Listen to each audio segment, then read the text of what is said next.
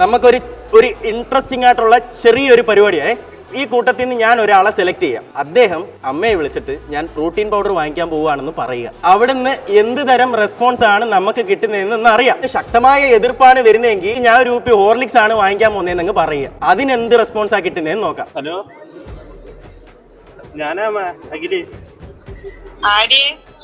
ഞാനാ അമ്മയുടെ മോയ്. ഏതോ കൂട്ടുകാരന്റെ. ഞാൻ ഫോൺ എടുത്തില്ല.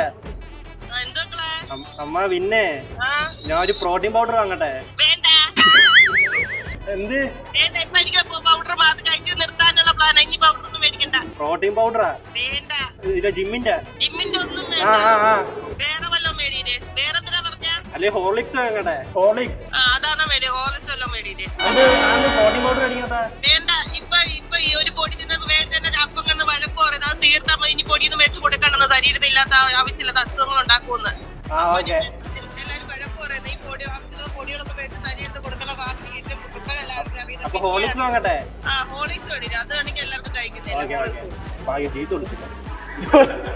ഞാൻ പ്രതീക്ഷിച്ച പോലെ തന്നെ ഈ വീഡിയോ കാണുന്ന നിങ്ങൾ എൻ്റെ 2 അക്കൗണ്ടും എൻ്റെ യൂട്യൂബ് ചാനലും സബ്സ്ക്രൈബ് ചെയ്ത് വെച്ചോ. നാളെ നിങ്ങളുടെ ജിമ്മിലേക്ക് ഞാൻ വരും. ഇതുപോലെ നിങ്ങളുടെയും 1 മാസത്തെ ഫീസ് ഞാൻ അടച്ചെന്നിരിക്കും. Thank you.